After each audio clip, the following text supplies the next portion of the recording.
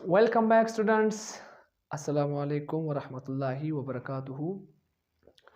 जैसे कि आप सब लोग जानते हैं कि नया चैप्टर लेकर के हाजिर हुए हैं आज वलीद ख़ान शाकिर, केमिकल काइनेटिक्स जिसे कहा जाता है। बच्चों, आज केमिकल काइनेटिक्स के जितने भी बेसिक्स टर्म हैं उनको सब स्टेप बाय स्टेप लेकर के इसी वीडियो में ख़त्म करेंगे। कोई मसला नहीं होगा आज के बाद। दूसरी बड़ी बात ये होगी कि जितने भी हम बेसिक टर्म्स पढ़ेंगे उनको लेकर के एमडीकेट के जितने भी क्वेश्चंस है, जितने भी नहीं बहुत सारे, जितने भी बहुत ज़्यादा होंगे ना, बहुत सारे ऑलमोस्ट 70% क्वेश्चंस को हम आज इसी वीडियो में क्या करेंगे, हल करेंगे। ठीक है।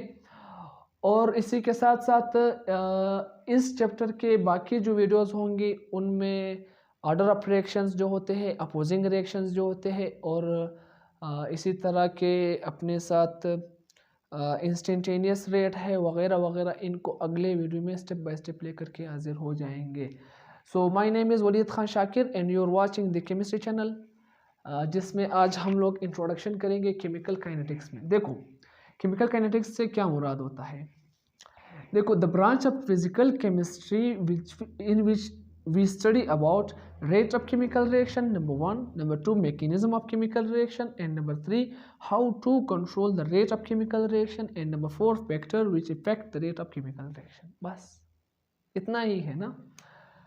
रेट ऑफ केमिकल रिएक्शन से मुराद स्पीड ऑफ केमिकल रिएक्शन, इसको भी लेकर के पढ़ेंगे इसी वीडियो में, इसको भी और इसको भी, तीनों को भी इसी वीडियो में पढ़ेंगे। ठीक है।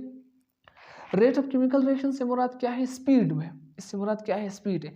एक रिएक्शन है कितनी स्पीड में हो रहा है, इस स्पीड को मालूम करने के लिए हम इनका सहारा लेते हैं, केमिकल काइनेटिक्स का। मैकेनिज्म ऑफ केमिकल रिएक्शन से मुराद है कि एक रिएक्शन हो रहा है कौन से स्टेप से होकर के हो रहा है। Mechanism mean step by step study of anything is called mechanism.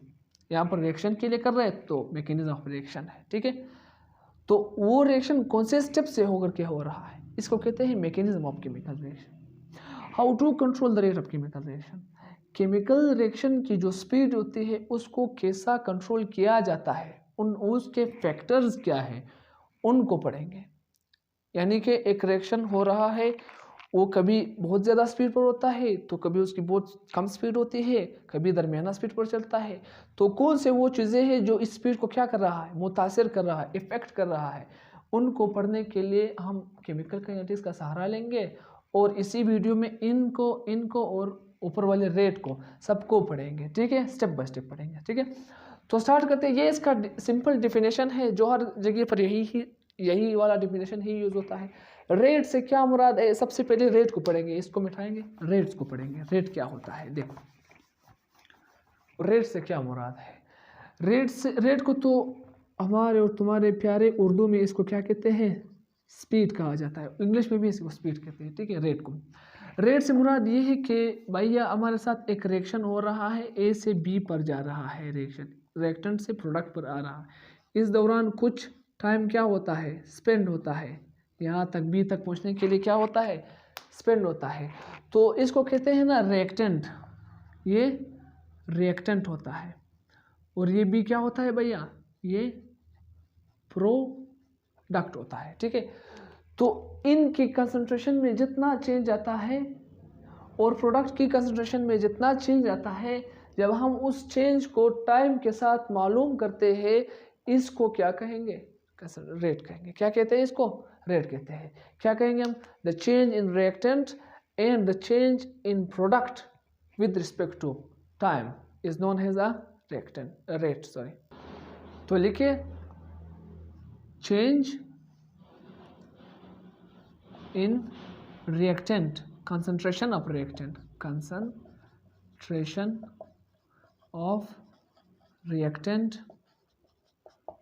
and change in concentration of product with respect to per unit time is known as rate। अच्छा, किस चीज़ के लिए मालूम करते हैं, एक केमिकल रिएक्शन के दौरान हो रहा है, रेट ऑफ किस चीज़ का, स्पीड, केमिकल रिएक्शन क्या होगा, rate of a chemical reaction होगा। Rate of a chemical reaction को आर से जाहिर करते हैं, rate of reaction is equal to, देखो रेट ऑफ रिएक्शन क्या किस चीज़ के बराबर है, चेंज इन कंसंट्रेशन तो है ना, चेंज इन, इस डेल्टा को चेंज के लिए शो करते हैं। सबसे पहले इसको लिखेंगे कि change in concentration, change in concentration divided by time, इसको क्या कहेंगे, रेट ऑफ रिएक्शन कहेंगे। अच्छा, कंसंट्रेशन के किस चीज़ के कंसंट्रेशन में, जो रिएक्टेंट होते हैं एंड जो प्रोडक्ट होते हैं, इनके कंसंट्रेशन में जितना चेंज आ रहा है उसको क्या कहते, उसको टाइम पर डिवाइड करेंगे तो इसका क्या आएगा, हमारे साथ रेट ऑफ रिएक्शन आ जाएगा। चलो, तो ये है अपने साथ rate of reaction is equal change in concentration, change को डेल्टा से शो करते हैं, ठीक है। चेंज इन कंसंट्रेशन ये आ गया अपने साथ concentration divided by change in time, जितना टाइम के अंदर चेंज आया है, तो जो रेट ऑफ रिएक्शन आएगा वो ये होगा।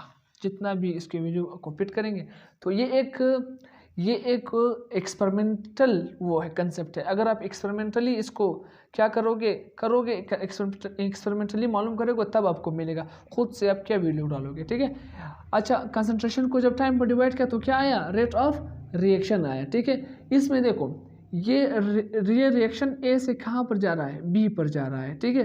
तो यहाँ पर ए जो है ना वो क्या हो रहा है, वक्त के साथ साथ ये डिसअपियर हो रहा है, डिसअपियर गायब हो जाता है ना। और ये जो बी होता है वो वक्त के साथ साथ क्या होगा, अपीयर हो रहा है, अपीयर हो जाता है। मिसाल यहाँ पर आपने बीकर में कुछ रिएक्टेंट्स लिए हैं जिनका रंग क्या होता है, येलो होता है, ठीक है। और वक्त के साथ साथ आपने जब यहाँ पर कुछ और रिएक्टेंट डाल दिए, इनके दरमियान रिएक्शन होने के बाद वक्त के साथ साथ येलो से ये कहाँ पर जा रहा है, कलरलेस हो रहा है, कलरलेस हो रहा है। तो कलरलेस भी अपीयरेंस है ना, येलो कलर जब गायब होता है तो कलरलेस रिजल्ट हमारे साथ अपीयर हो जाता है। तो ये इसको कहते हैं ना, ये ए वाले मॉलिक्यूल कौन से कलर कहते हैं, येलो कलर कहते हैं। अब जो बी वाले मॉलिक्यूल बन चुके हैं वो कौन से कलर के हैं, कलरलेस होते हैं। तो इसलिए इनको फिर कहेंगे डिसअपीयरिंग सब्सटेंस, और ये होते हैं अपीयरिंग सब्सटेंस।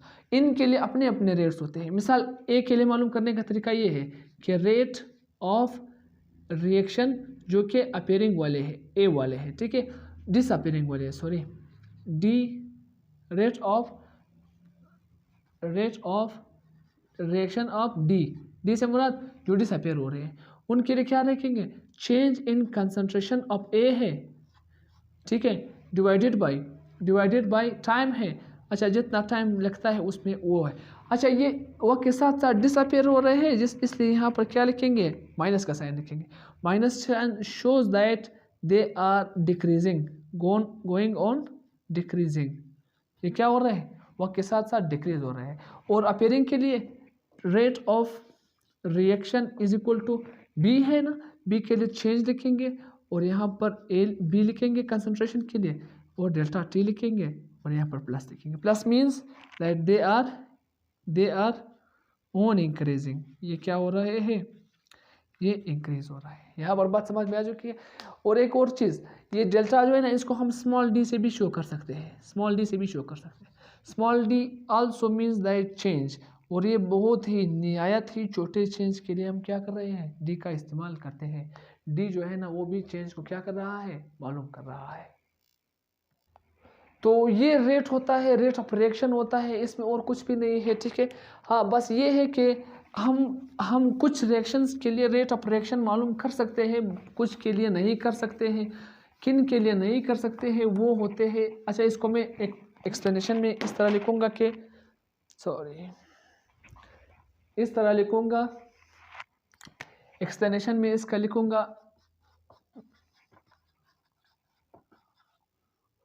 एक्सप्लेनेशन, ठीक है। एक्सप्लेनेशन में लिखूंगा कि वो रिएक्शन जिनकी स्पीड रेट जो होती है वो वेरी फास्ट होती है, वेरी फास्ट, उनके लिए हम कभी भी रेट को मालूम नहीं करते हैं। मिसाल के तौर पर जो आयोनिक रिएक्शन होते हैं, सारे के सारे आयोनिक रिएक्शन क्या होते हैं, वेरी फास्ट रिएक्शन होते हैं, बहुत ज़्यादा फास्ट रिएक्शन होते हैं। जिस तरह के हमारे साथ एक रिएक्शन है जिसमें हम क्या कर रहे हैं, सोडियम क्लोराइड को सिल्वर नाइट्रेट के साथ क्या कर रहे हैं, रिएक्शन करा रहे हैं। रिएक्शन के दौरान जब ये यहाँ पर आता है, ये यहाँ पर टूट जाता है, तो क्लोरीन के साथ कौन मिलता है, सिल्वर मिलता है। यहाँ पर क्या बनाता है, सिल्वर क्लोराइड बनाता है।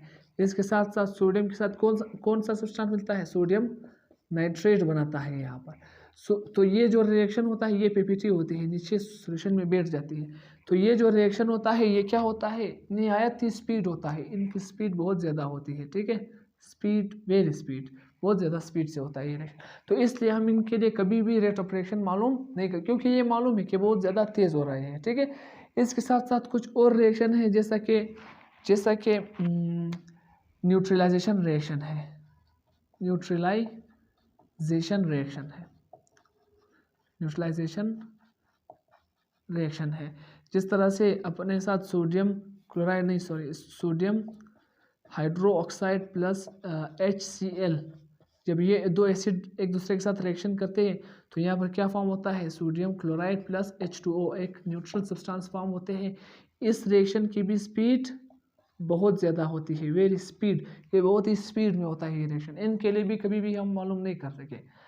इसके साथ साथ एक और रिएक्शन का मैं बताऊंगा, डिकम्पोजिशन है, डिकम्पोजिशन रिएक्शन या डबल डिकम्पोजिशन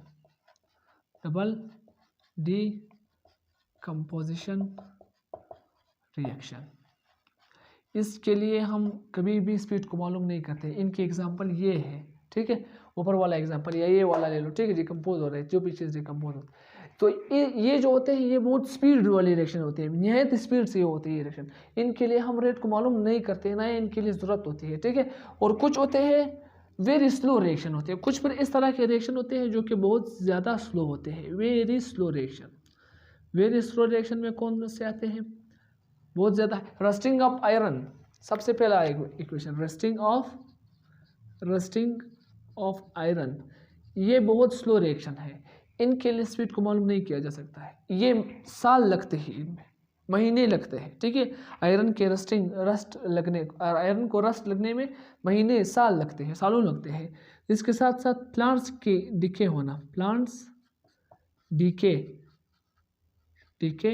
इनटू कोल या पेट्रोलियम या नेचुरल गैस। तो प्लांट्स जो होते हैं, फॉसिल्स के जो वो होते हैं, जब वो डिके होते हैं कोल में या पेट्रोलियम में, नेचुरल गैस में, ठीक, नेचुरल गैस में जी, तो वो उनके लिए भी महीने साल दरकार होते हैं, ठीक है।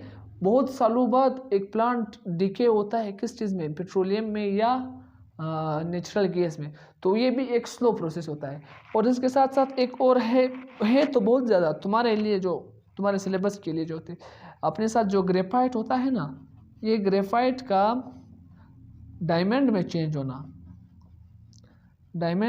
होना क्या होता है, बहुत ही स्लो प्रोसेस होता है, ठीक है। तो इनके लिए हम कभी भी रेट ऑफ रिएक्शन को मालूम नहीं करेंगे। रेट ऑफ रिएक्शन को अगर मालूम करते हैं हम लोग, तो वो सिर्फ और सिर्फ मॉडरेट रिएक्शंस के लिए, कौन से रिएक्शंस के लिए, मॉडरेट रिएक्शंस के लिए मालूम करते हैं। मॉडरेट रिएक्शंस मिसाल के तौर पर जितने भी ये कोवेलेंट बॉन्ड के अपने रिएक्शंस होते हैं ना, वो मॉडरेट है। जैसे कि तो जो N3H2N2 मिलकर के क्या बनाएगा, अमोनिया बनाएगा। इनके दरमियान कोवेलेंट बॉन्ड मौजूद है, तो इनकी स्पीड क्या होती है, मॉडरेट होती है। इनकी स्पीड होती है मॉडरेट स्पीड होती है।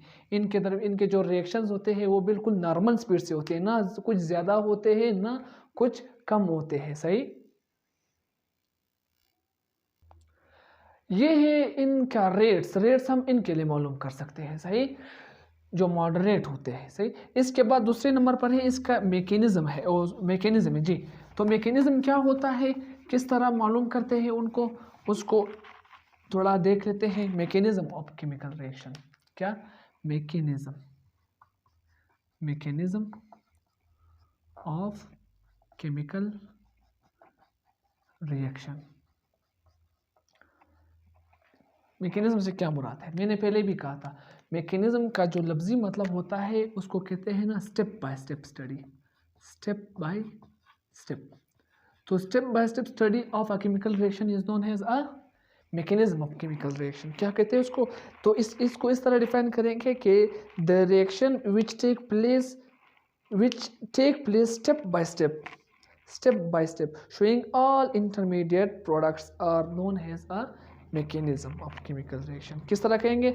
the reaction which take place step by step। क्या कहेंगे? the reaction which take place, जो रिएक्शन होता है step by step showing all intermediate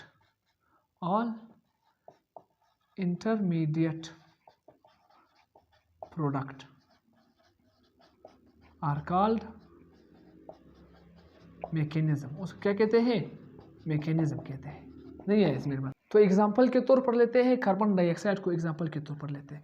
देखो कार्बन जो है ना वो ऑक्सीजन के साथ रिएक्शन करके क्या बनाएगा? एक कार्बन मोनोऑक्साइड बनाएगा, ठीक है। यही दूसरे स्टेप में कार्बन मोनोऑक्साइड दूसरे ऑक्सीजन के साथ मिलकर के क्या बनाता है? Carbon dioxide. ओवरऑल रिएक्शन को देखते हैं, ये कार्बन मोनोऑक्साइड इस कार्बन मोनोऑक्साइड के साथ क्या हुआ? खत्म हुआ। दरमियान में एक कार्बन प्लस O2 दो है तो O2 वन कार्बन 1 2 ये हो गया दो कार्बन, एक कार्बन दो ऑक्सीजन मिलकर क्या बनाता है? Carbon dioxide. ये बन गया। बैलेंस करने के लिए देखो यहाँ पर 2 2 4 ऑक्सीजन है, यहाँ पर ऑक्सीजन कितने हैं? 2 है। सबसे पहले ऑक्सीजन को हमेशा क्या करना? बैलेंस करना। तो इनको 4 बनने के लिए यहाँ पर 2 को लाएंगे। 2 2 4 ऑक्सीजन तो हो गए, कार्बन है यहाँ पर 2 लगाओ। तो ये कार्बन डाइऑक्साइड का क्या हुआ? एक मैकेनिज्म मैंने लिखा। इससे ये फ़ायदा हमें होता है कि इसमें हमें रेट डिटरमिनाइंग स्टेप का पता चलता है, वो स्टेप जिससे हम रेट को मालूम कर सकते हैं, ठीक है। अभी इसमें ये क्या है? ये एक इंटरमीडिएट है, ये एक इंटरमीडिएट प्रोडक्ट है, इंटरमीडिएट प्रोडक्ट, ठीक है। इस इंटरमीडिएट प्रोडक्ट को दोबारा जा करके क्या रिएक्ट होना पड़ता है किसी और सब्सटेंस से, ताकि अपने कंप्लीशन तक पहुंचे, ये रिएक्शन आखिरी फाइनल प्रोडक्ट तक पहुंचे। तो ये जो प्रोडक्ट होता है इसको कहते हैं फाइनल प्रोडक्ट। क्या? फाइनल प्रोडक्ट कहते हैं, ठीक है। अच्छा, इसमें इस मैकेनिज्म से हमें क्या पता चलता है? रेट डिटरमिनाइंग स्टेप का या स्लो स्टेप रिएक्शन का पता चलता है। इसमें जो है ना रेट जब हम मालूम करते हैं इस पहले स्टेप से हम मालूम कर सकते हैं रेट को, ठीक है। पहला जो स्टेप है इसका जो इंटरमीडिएट होता है कार्बन मोनोऑक्साइड, इस पूरे स्टेप को कहते हैं, पहला स्टेप है इसे कहते हैं रेट डिटरमाइनिंग स्टेप। ये वो स्टेप होता है जिससे हमें स्पीड का पता चलता है। यूँ समझो कि ये एक पहाड़ है और ये आप हो, आपके हाथ में एक बहुत बड़ा पत्थर है, आप इस पत्थर को क्या कर रहे हो? यहाँ पर फेंक रहे हो, या आप खुद आ रहे हो इस पत्थर पर यहाँ तक लाने के लिए। इस पत्थर को यहाँ तक पहुँचने के लिए आप क्या कर रहे हो? यहाँ पर चढ़ रहे हो। तो ये जो आपका रास्ता है, आप जब यहाँ तक पहुँचोगे, यहाँ तक पहुँचने के लिए आपको बहुत ज़्यादा एनर्जी खर्च करना पड़ती है। क्या करती है? एनर्जी खर्च करना पड़ती है। यहाँ से यहाँ तक पहुँचने के लिए आपको बहुत ज़्यादा एनर्जी यहाँ से यहाँ तक कोई एनर्जी भी नहीं होती है, ठीक है। इस पत्थर को फेंको, ये खुद ही नीचे जाएगा, यहाँ तक फिर पहुँच जाएगा। तो ये जो फर्स्ट स्टेप होता है ना, इससे ये तुम्हारी बहादुरी भी इससे पता चलती है कि कितनी जल्दी आप पहुंच सकते हो यहाँ पर, ठीक है। यहाँ से यहाँ तक पहुँचने के लिए तो क्या बहादुरी देनी पड़ती है। रिएक्शन का जो रेट डिटरमिनाइंग स्टेप होता है, ठीक इसी तरह ये कंसेप्ट अप्लाई करो, तब आपको याद रहेगा कि ये जो पहला स्टेप होता है वो यूँ होता है कि इसको यहाँ एक्टिवेशन एनर्जी, यहाँ इसके सेंस में यहाँ पर एक्टिवेशन एनर्जी का थ्रेशोल्ड होता है, ठीक है। तो यहाँ तक पहुँचने के लिए क्या होता है? आपको जितनी एनर्जी या जितना टाइम या जितनी स्पीड है ना, वो सब के सब हम इस स्टेप से मालूम कर सकते। और ये स्टेप हमारा क्या होता है, रेट डिटरमिनिंग स्टेप होता है। ये दूसरा है, इसको भी हम केमिकल काइनेटिक्स में ही पढ़ते हैं कि हम मैकेनिज्म को किस तरह मालूम करते हैं। ये वो स्टेप होता है जिसमें हम रिएक्शन को स्टेप बाय स्टेप शो करते हैं ताकि उनके अंदर जो तमाम के तमाम इंटरमीडिएट है वो मालूम हो सके। ये तो 2 स्टेप का रिएक्शन होता है। अगर आप हेलोजेंस के रिएक्शंस को उठाओ ना, वो बहुत सारे स्टेप्स मौजूद होते हैं, उनके दरमियान बहुत सारे इंटरमीडिएट भी बनते हैं। ठीक है, तो ये क्या है, ये मैकेनिज्म ऑफ केमिकल रिएक्शन है। अच्छा, लिख लो या इसका स्क्रीनशॉट ले लो। अच्छा, इसके बाद पढ़ेंगे, एक चीज़ पढ़ेंगे फिर आगे जाएंगे, यूनिट्स पढ़ेंगे। किसके, रेट ऑफ रिएक्शन के यूनिट में भूल गया, unit of rate of reaction. Rate of reaction के जो यूनिट होते हैं वो क्या होते हैं, unit of rate of reaction. Rate of reaction किस चीज़ के बराबर था, सब जानते हैं अभी, कि change in concentration divided by change in time. यहाँ पर देखो, कंसंट्रेशन जो होता है वो किस चीज़ के बराबर होता है, वो होता है N upon V, volume upon moles upon volume के बराबर होता है। किस चीज़ के बराबर होता है, मोल्स अपॉन वॉल्यूम के बराबर होता है।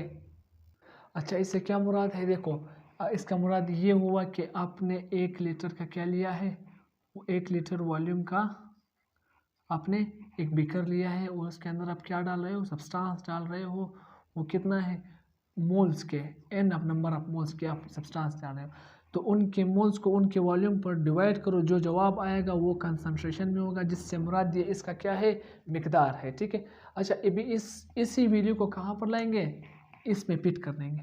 तो R O R is equal to D, concentration जो है ना वो किस चीज़ के बराबर है, N अपॉन V के बराबर है। D को उसी तरह D लेकर के लिखेंगे, N को ये लिखेंगे और फिर ये D into N divided by V है, V के साथ क्या भी है, D T है। ठीक है। अच्छा, R O R is equal to N की जगह पर लिखेंगे मोल डिवाइडेड बाई D की जगह पर क्या लिखेंगे, सॉरी V की जगह पर लिखेंगे लीटर या DM3। ठीक है। और T की जगह पर क्या लिखेंगे, सेकेंड लिखेंगे। क्या लिखेंगे, सेकेंड लिखेंगे। अभी देखो, R O R is equal to, mole अपनी जगह पर रहेगा। ठीक है। हम अगर सेकेंड को ऊपर लाए तो वो हो जाएगा पर सेकेंड, और DM3 को ऊपर ले आए तो ये होगा माइनस DM3। ठीक है। तो इसका जो यूनिट होता है वो यूँ होता है, मोल DM3 पर सेकेंड या मोल पर सेकेंड पर DM3। ये क्या है, ये यूनिट है, रेट है। रेट का क्या है, यूनिट है। ये उस वक्त होगा जब हमारे साथ कोई लिक्विड होगा, सब्सटेंस। अगर गैसियस सिस्टम है, गैसियस सिस्टम में हम फिर कंसंट्रेशन की जगह पर क्या लेंगे, प्रेशर लेते हैं। क्या लेते हैं, प्रेशर लेते हैं, और डिवाइड करेंगे उसके टाइम पर।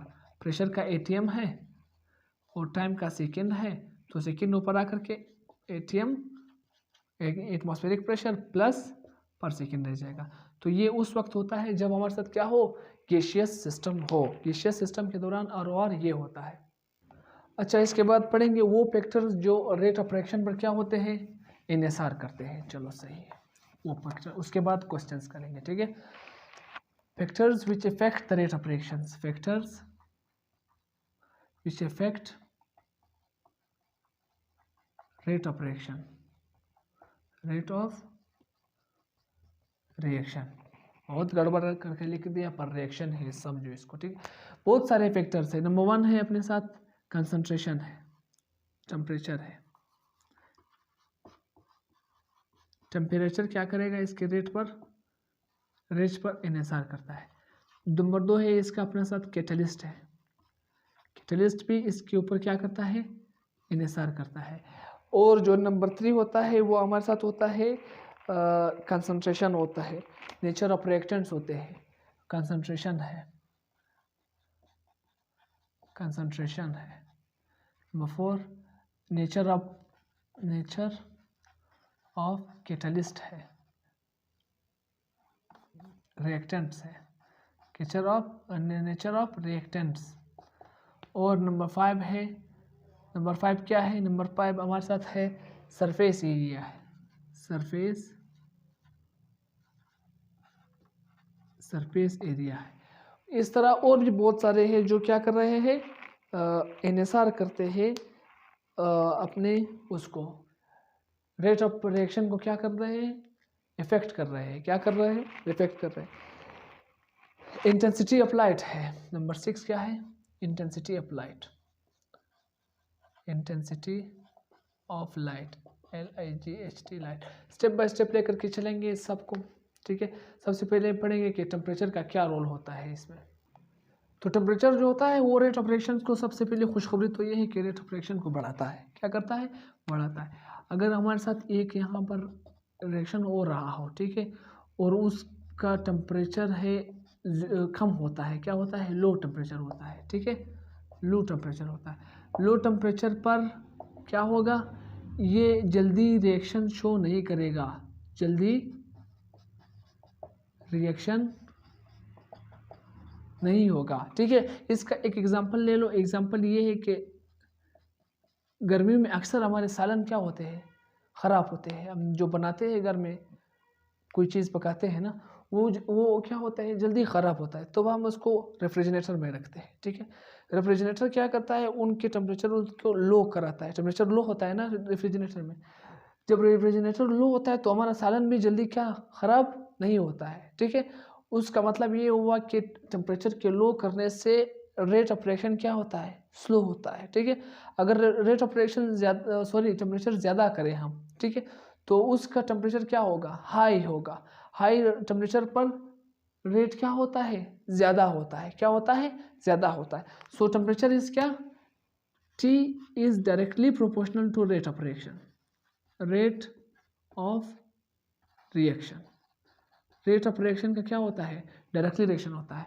अगर इसी रिएक्शन पर हम टेम्परेचर को क्या करें, हाई करें, ज़्यादा करें, तब क्या होता है, तब इसका रिएक्शन बहुत ज़्यादा तेज़ होता है। रिएक्शन के तेज़ होने से हमारा सालन भी जल्दी ख़राब होता है, ठीक है। तो टेम्परेचर का क्या रोल होता है, टेम्परेचर रेट ऑफ रिएक्शन को स्पीड अप कराता है, तेज़ कराता है। अच्छा, इसके बाद कंसंट्रेशन पर देखते हैं। कंसंट्रेशन पर कौन सा काम होता है इसका। कंसंट्रेशन क्या करता है, देखो कंसंट्रेशन का बहुत ज़रूरी भी है, कंसंट्रेशन बहुत इंपॉर्टेंट है इसका। अच्छा, कुछ इस तरह के कंसंट्रेशन, कुछ इस तरह के रिएक्शन होते हैं जिसमें कंसंट्रेशन डबल करने से प्रोडक्ट रेट ऑफ रिएक्शन क्या होता है, डबल होता है। कुछ इस तरह के रिएक्शन से जिसमें डबल करने से क्या होता है, हाफ होता है। रेट क्या होता है, तो हाफ हो जाता है, आधा हो जाता है, ठीक है। कुछ इस तरह के रिएक्शंस होते हैं जिसमें ये डबल करने से ये बिल्कुल क्या होता है, टू टाइम डबल हो जाता है, टू टाइम डबल हो जाता है। तो वो इन्हिसार करता है रिएक्टेंट पर, ठीक है। कंसंट्रेशन जो है ना, एक ऐसा रेगुलर ट्रेंड शो नहीं करता है। कभी रिएक्शन को डबल कराता है रेट को, कभी हाफ कराता है, कभी टू टाइम डबल कराता है, तो कभी टू टाइम क्या कराता है, कम कराता है। कंसंट्रेशन के लिए हम आगे जा कर के इनके रेट्स ला पढ़ेंगे, ठीक है। डिफ्रेंशिएटिंग रेट्स ला जो होते हैं, फर्स्ट ला रेट ला है, सेकेंड ला है, third rate of reaction, first जो होते हैं ना कंसंट्रेशन के, first order, second order, third order, fourth order. तो रेट्स के लिए हम क्या पढ़ेंगे, आगे जा कर के सब इनके वो पढ़ेंगे, ऑर्डर्स पढ़ेंगे। First order of reaction, second order of reaction, third order, zeroth order. उनमें क्या होता है, बाज़ इस तरह होते हैं कि उनके ऊपर कंसंट्रेशन असर ही नहीं करता है। कुछ इस तरह के होते हैं कि कंसंट्रेशन के डबल करने से रेट क्या होता है, डबल होता है, ठीक है। तो ये कभी, ये सब कोई रेगुलर ट्रेंड नहीं होता है। इस तरह क्या करता है, कभी डबल कराता है, कभी हाफ, कभी टू टाइम ख़त्म कराता है, नीचे करता है। अच्छा, इसमें यह था कि टेम्परेचर में कि 10 डिग्री सेंटीग्रेड पर जो है ना, जब 10 डिग्री सेंटीग्रेड पर एक मरतबा टेम्परेचर को हाई किया जाता है तो ये रेट को 10 से 10 टाइम टू 30 टाइम बढ़ाता है। रेट को क्या करता है, 30 गुना ज़्यादा बढ़ाता है, ठीक है। तो कंसंट्रेशन का असल में ये रोल होता है रेट ऑफ रिएक्शन पर, sorry 2 to 3 time, 2 to 3 time, 2 से 3, 10 डिग्री सेंटीग्रेड बढ़ाया आपने टेम्परेचर, तो ये 2 से 3 गुना रेट को क्या कर रहा है, ज़्यादा करेगा, सही। अच्छा, इसके बाद उसका असर देखेंगे इंटेंसिटी ऑफ लाइट की। इंटेंसिटी ऑफ लाइट, देखो इंटेंसिटी ऑफ लाइट ये है कि यहाँ पर हमारे साथ यहाँ पर क्या है, H2 है, Cl2 है, यहाँ पर अल्ट्रा वायलेट रेज है, ठीक है, सन है, सन से रेज आ रहे हैं, सब जानते हैं रेज के अंदर अल्ट्रा वायलेट यूवी रेज होते हैं, ठीक है। तो यूवी रेज के दौरान तब ये रिएक्शन यहाँ पर क्या हो जाता है, कंप्लीट हो जाता है, HCl फॉर्म होता है, ठीक है, HCl फॉर्म होता है। तो जितना इंटेंसिटी ऑफ लाइट जितना बढ़ेगा उतना ही रेट ऑफ रिएक्शन क्या होता है, रेट ऑफ रिएक्शन ज़्यादा होता है। Rate of reaction is directly proportional to intensity of light. Intensity of light जितना ज़्यादा होता है उतना ज़्यादा इंटेंसिटी ऑफ लाइट, उतना ज़्यादा रेट ऑफ रिएक्शन क्या होता है, ज़्यादा होता है। सही। इसके साथ साथ इसकी और सरफेस एरिया पर करते हैं। देखो सरफेस एरिया पर इसका बहुत आसान है। देखो अगर हम सरफेस एरिया पर इसका देख लें तो ये बहुत आसान फैक्टर्स हैं सरफेस एरिया पर। सरफेस एरिया अगर हम सरफेस एरिया को कम कर दें, यूँ समझो ये एक शुगर का क्यूब है, क्या है, शुगर का है, और इसी क्यूब को मैं पाउडर के फॉर्म में लिखता हूँ जो इस तरह होता है, ठीक है, ये मैंने पाउडर के फॉर्म में लिखा, और इसको भी मैंने पानी में डाल दिया, इसको भी मैंने पानी में डाल दिया, ठीक है। इसके जो सरफेस एरिया होती है इतनी होती है बस। देखो ये इनकी सरफेस एरिया होती है। यहाँ पर हर मॉलिक्यूल का अपना इतना सा सरफेस एरिया होता है। देखो सारा का सारा मॉलिक्यूल का सरफेस एरिया क्या होता है, इट मीन्स दैट इनका सरफेस एरिया क्या है, बड़ा है, इसका सरफेस एरिया क्या है, कम है। सरफेस एरिया क्या है, कम है। तो जिसका सरफेस एरिया कम हो उनका रेट ऑफ रिएक्शन क्या होता है, रेट ऑफ रिएक्शन क्या होता है, कम होता है, उस रिएक्शन का रेट कम होता है। देखो इसको मैंने बड़े क्यूब होकर के पानी में डाल दिया, उसको पिसा हुआ फॉर्म में पानी में डाला, पाउडर फॉर्म में, तो ये जल्दी हल होता है ना। इसका मतलब ये हुआ कि इसका रेट ऑफ रिएक्शन क्या है, ज़्यादा है। तो जितना आप सरफेस एरिया को बढ़ाओगे उतना रेट ऑफ रिएक्शन क्या करेगा, ज़्यादा होगा। जितना आप सरफेस एरिया को कम करोगे उतना क्या होता है, रेट ऑफ रिएक्शन, उतना रेट ऑफ रिएक्शन क्या होगा, कम होगा, ठीक है। तो सरफेस ऑफ एरिया का जो फैक्टर है वो इस तरह इसके ऊपर असरअंदाज होता है। इसके बाद पढ़ते हैं कैटलिस्ट का। देखो कैटलिस्ट से क्या मुराद है, लास्ट है, ठीक है। कैटलिस्ट से क्या मुराद है, कैटलिस्ट से मुराद ये है कि हर वो सब्सटेंस जो केमिकल रिएक्शन में हिस्सा ले या तो उसको क्या करे, उसकी स्पीड को बहुत ज़्यादा करे, या उसको स्पीड को क्या करे, कम करे, इसी सब्सटेंस को क्या कहेंगे, कैटलिस्ट कहेंगे, ठीक है। और आखिर में कैटलिस्ट क्या करता है, वैसा ही बाहर निकलता है, ठीक है। रिएक्शन में हिस्सा लेने के बाद खुद को वापस उसी फॉर्म में बाहर निकलता है, ठीक है। तो वो या तो रिएक्शन को क्या करता है, स्पीड अप करता है या कम करता है। दो तरीके के होते हैं, एक एक्टिव कैटलिस्ट है, एक इनएक्टिव कैटलिस्ट है। एक्टिव वो है जो स्पीड कराता है, इनएक्टिव वो है जो स्पीड कम कराता है, ठीक है। तो कैटलिस्ट का कौन सा किरदार होता है रेट ऑफ रिएक्शन पर। देखो ये एक ग्राफ मैं बनाता हूँ सब्सटेंस के लिए, ठीक है। इस ग्राफ के अंदर ये ए प्रोडक्ट है, इसको चेंज होना है बी में, ये बी है, रिएक्टेंट है, ये प्रोडक्ट में क्या हो रहा है, चेंज हो रहा है। तो इसको चेंज करने के लिए इसको इस पाथ से क्या होता है, गुजरना पड़ता है, क्या होता है, गुजरना पड़ता है। ये जो इसका वो है, ये इसका थ्रेशहोल्ड वो है, थ्रेशहोल्ड एनर्जी है। यहाँ पर इस फॉर्म इसको यहाँ तक पहुँचने के लिए इतनी एक्टिवेशन एनर्जी दरकार होती है, ठीक है, दरकार होती है। मगर जब हम कैटलिस्ट इसके अंदर डालते हैं, कैटलिस्ट का काम क्या होता है, कैटलिस्ट एक अल्टरनेटिव पाथ इख्तियार करके इसकी एक्टिवेशन एनर्जी को यहाँ से यहाँ तक ले आता है, ठीक है, यहाँ से यहाँ तक ले आता है, जिसकी वजह से ये उसके बगैर कैटलिस्ट के आसानी से तो नहीं होता था। कैटलिस्ट के डालने के बाद ये अभी आसानी से क्या हो रहा है, प्रोडक्ट में चेंज हो रहा है। यानी कैटलिस्ट के डालने से रेट ऑफ रिएक्शन क्या होता है, रेट ऑफ रिएक्शन ज़्यादा होता है, क्या होता है, ज़्यादा होता है, ठीक है। वो कैटलिस्ट जो स्पीड ऑफ रिएक्शन को बढ़ाते हैं उनकी एडिशन से रेट ऑफ रिएक्शन क्या होता है, बढ़ जाता है। क्यों? क्योंकि ये एक्टिवेशन एनर्जी को क्या कर रहा है, कम कर रहा है। क्या कर रहा है, कम कर रहा है। एक्टिवेशन एनर्जी जब ज़्यादा होती है तो इसको यहाँ तक पहुँचने में ज़्यादा टाइम लगता है। इसका मतलब ये इसका एक्टिवेशन एनर्जी क्या है, ज़्यादा है, इसको यहाँ तक कम वक्त लगता है यहाँ तक पहुँचने के लिए। इसलिए इससे मुराद ये कि इसका एक्टिवेशन एनर्जी क्या हुई है, अभी कम हुई। क्यों कम हुई है? कैटलिस्ट को डराया हम लोगों ने। सही। जिस तरह SO2 का गैस है, जब ये रिएक्शन करता है ऑक्सीजन के साथ तो यहाँ पर SO3 बनाता है। ठीक है, SO3 जब बनता है ना, बगैर कैटलिस्ट का ये काम बिल्कुल बहुत सख्त होता है। ठीक है, जब हम इसमें NO कैटलिस्ट डालते हैं, ये एज अ कैटलिस्ट काम करता है, कैटालिस्ट काम करता है। तो इसके डालने से ये क्या होता है, ये रिएक्शन फास्ट हो जाता है। क्या होता है, फास्ट होता है। तो ये केमिकल काइनेटिक्स के पहले चैप्टर, पहले टॉपिक्स के जितने भी अहम फैक्टर थे वो ये है। अभी मैं वीडियो पॉज करके यहाँ पर सब के सब रिएक्शन वो क्वेश्चंस लिखूंगा और वो क्वेश्चंस को आपको समझाऊंगा कि इंटीग्रेट में किस तरह के क्वेश्चन आए थे इसको लेकर के। ठीक है, तो यहाँ तक स्क्रीनशॉट ले लीजिए। तो चलिए गाइस, इंडिकेट के क्वेश्चंस को हल करते हैं। देखो इसी वीडियो में जो कुछ हमने पढ़ा था उसको लेकर के क्वेश्चंस हैं, बस इनको भूलना नहीं है। पहला क्वेश्चन आया था which of the following have high rate of reaction. कह रहा है इनमें रेट ऑफ रिएक्शन किन का सबसे ज़्यादा होता है। एक है double decomposition reaction.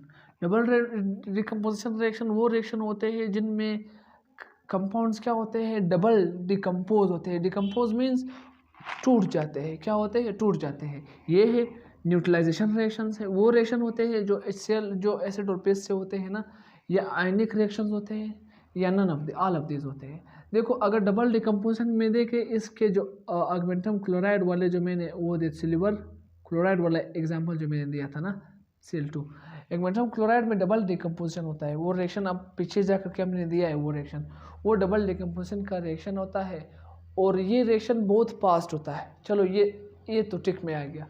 Neutralisation reaction HCl और अपना जो HCl है प्लस NaOH वाला रिएक्शन है, यहाँ पर भी बहुत तेज़ी से ये रिएक्शन होता है। हमने पढ़ा था इसको भी, क्योंकि यहाँ पर भी आयंस होते हैं। ठीक है, और अगर यहाँ पर देख आयनिक रिएक्शन में भी आयंस होते हैं, तो इसलिए इनका जो आंसर आता है वो ऑल ऑफ दिस आता है। ऑल ऑफ दिस क्यों आएगा, क्योंकि बाकी जो रिएक्शन है वो क्या होगा, वो आयनिक रिएक्शंस होते हैं सब के सब ऑलमोस्ट। डबल डिकम्पोजिशन को उठाओ या न्यूट्रलाइजेशन को उठाओ। ठीक है, इनमें जो है ना एन आयन होता है और एन आयन जो है ना अपने एसिड से आता है और केटाइन बेस से आता है जिससे साल्ट बनती है। ठीक है, आयनिक रिएक्शन तो होते ही आयंस के हैं। ठीक है, दूसरा क्वेश्चन था the rate of reaction is. The rate of reaction क्या होता है, increase hedge the reaction proceed, decrease hedge the reaction proceed, remains the same as reaction proceed or may decrease or increase in the reaction proceed। इन पर सोच लो क्या होता है, pause करके सोचो। कह रहा है कि जब हम रेट ऑफ रिएक्शन को बढ़ाते हैं ना तो क्या होता है, रेट ऑफ रिएक्शन क्या होता है, जब रिएक्शन शुरुआत जब शुरू करते हैं इंक्रीज होता है रेट ऑफ रिएक्शन, डिक्रीज होता है जब शुरू होता है रेट ऑफ रिएक्शन, शुरू में डिक्रीज होता है, इंक्रीज होता है, सेम होता है, या डिक्रीज और इंक्रीज दोनों होते हैं। सोच लीजिए। अच्छा, जब रिएक्शन स्टार्ट होता है तो वो इंक्रीज पहले सर में क्या होता है, इंक्रीज नहीं होता है, क्योंकि एक साथ हम उन रिएक्शन मॉडरेट रिएक्शन है ना, रेट टोन के हम पढ़ते हैं ना, तो जब से एस जब बी में चेंज होता है सबसे पहले ये वो होता है, एकदम से चेंज नहीं होता है, एकदम से चेंज होता है आयनिक रिएक्शंस में, इन ऊपर वाले रिएक्शंस में जिसके हम रेट मालूम ही नहीं करते। अच्छा, दूसरी पर आते हैं remain the same hedge the reaction proceed. ये इस तरह भी नहीं, रिमेन सेम भी थे, अगर रिमेन सेम है तो फिर रिएक्शन किस तरह होगा, सालों लगेंगे, स्लो में आएगा। Decrease at the rate of at the reaction proceed, ये सबसे पहले क्या होता है, डिक्रीज होता है। क्या होता है, डिक्रीज होता है, डिक्रीज होता है। बाद में कुछ वक्त के बाद जब ये प्रोडक्ट बना लेता है तब यहाँ पर इसकी कंसंट्रेशन क्या होती है, स्लो होती है, तो ये डिक्रीज कम होता है, मतलब स्लो रेट से क्या हो रहा है, बी में चेंज हो रहा है। एकदम चेंज होने का मतलब ये है कि अगर ये येलो रंग रंगता है ना, अगर हम इसमें कोई और सब्सटेंस ऐड करें तो एकदम से रंग गायब हो जाता है, वो है स्पीड रिएक्शन, वो है increase as the reaction proceed में आता है।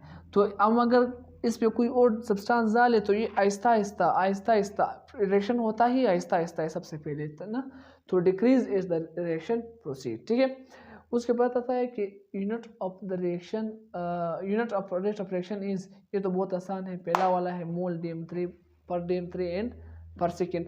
On increasing temperature the rate of reaction increases mainly, कह रहे हैं कि अगर हम टेम्परेचर को इंक्रीज करें तो रेट ऑफ रिएक्शन इंक्रीज होता है, किस वजह से? Activation energy of reaction increases, क्या एक्टिवेशन एनर्जी इंक्रीज होती है? Concentration of reactive molecule increases, क्या रिएक्टिव जो मॉलिक्यूल्स होते हैं पहले वाले जो रिएक्टेंट के साइड पर होते हैं क्या वो इंक्रीज होते हैं? नन ऑफ दिस, इनमें कुछ भी नहीं होता है। या कोलिजन फ्रीक्वेंसी इंक्रीजेस, या मॉलिक्यूल के दरमियान कोलिजन बढ़ता है, बताओ। अच्छा ये देखो, ये है एक्टिवेशन एनर्जी, ये जितनी ज़्यादा होती है उतना ज़्यादा मॉलिक्यूल क्या करना पड़ता है, सफ़र करना पड़ता है, उतनी ज़्यादा मुश्किल होती है। कह रहे हैं कि टेम्परेचर को बढ़ाने से क्या ये ऊपर हो जाती है? नहीं, ये तो ऊपर नहीं होती। क्या कंसंट्रेशन ऑफ रिएक्टिंग मॉलिक्यूल ज़्यादा होते हैं? यहाँ पर अपने पहले 2 डाले थे, अब ये ज़्यादा होने से क्या ये 4 हो जाते हैं? नहीं हो सकते, ये भी नहीं।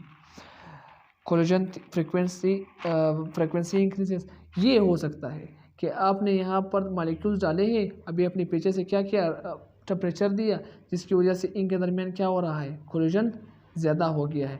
कोलिजन ज़्यादा होने से इनका प्रोडक्ट ज़्यादा बनेगा, प्रोडक्ट ज़्यादा बनने से इनका रेट क्या होता है, ज़्यादा होता है। तो इनका जो आंसर होता है वो ये होता है, ठीक है।